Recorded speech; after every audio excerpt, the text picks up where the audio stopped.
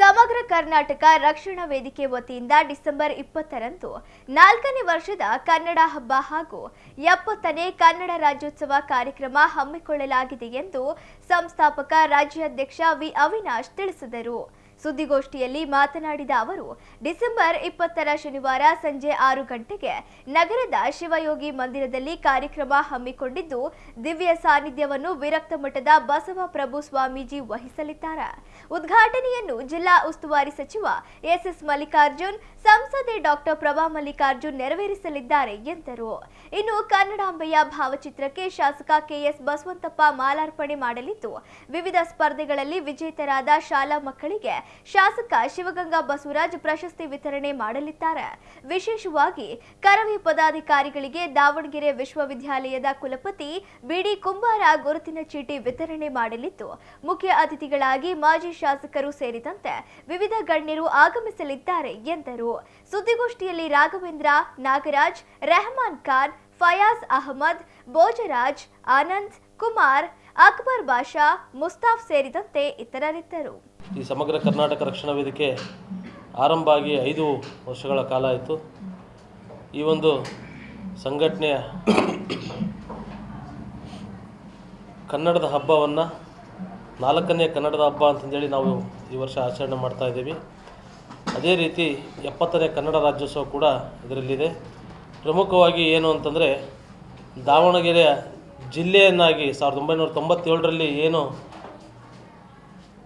ನಿರ್ಮಾತೃ ಮಾಡಿದ್ರು, ಅಂದಿನ ಮುಖ್ಯಮಂತ್ರಿಗಳಾದಂಥ ಜೆ.ಎಚ್. ಪಟೇಲ್ರವರ ಸ್ಮರಣಾರ್ಥ ವೇದಿಕೆ ಅಂತಂದೇಳಿ ಆ ವೇದಿಕೆಯ ಮುಖಾಂತರ ಈ ಒಂದು ಕಾರ್ಯಕ್ರಮವನ್ನು ಆಯೋಜನೆ ಮಾಡಲಾಗಿದೆ. ಸಮಗ್ರ ಕರ್ನಾಟಕ ರಕ್ಷಣಾ ವೇದಿಕೆ ಬರೀ ಹೋರಾಟ, ನಾಡು ನುಡಿ ಜಲ ಭಾಷೆಗೆ ಹೋರಾಟಕ್ಕೆ ಅಷ್ಟೇ ಸೀಮಿತ ಅಲ್ಲ ಅಂತಂದೇಳಿ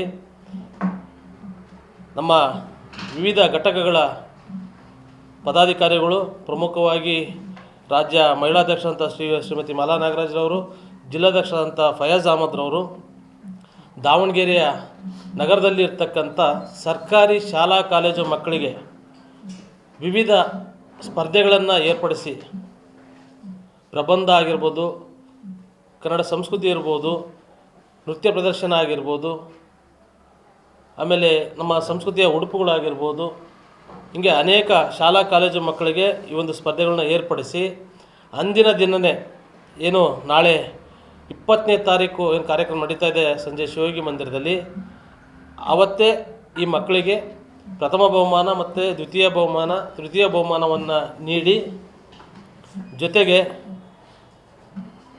ಯಾರು ಈ ಸ್ಪರ್ಧೆಯಲ್ಲಿ ಭಾಗವಹಿಸಿದ ಎಲ್ಲ ಏನು ಮಕ್ಕಳಿದಾರೋ ಯಾವ ಮಕ್ಕಳು ಅಸಮಾಧಾನರಾಗಬಾರ್ದು ಅನ್ನೋ ಕಾರಣದಿಂದ ಸಂಘಟನೆ ಅವರನ್ನು ಸನ್ಮಾನಿಸಿ ಅವರಿಗೆಲ್ಲ ಪ್ರಶಸ್ತಿ ಪತ್ರವನ್ನು ನೀಡಿ ಗೌರವಿಸ್ತಾ ಇದೆ.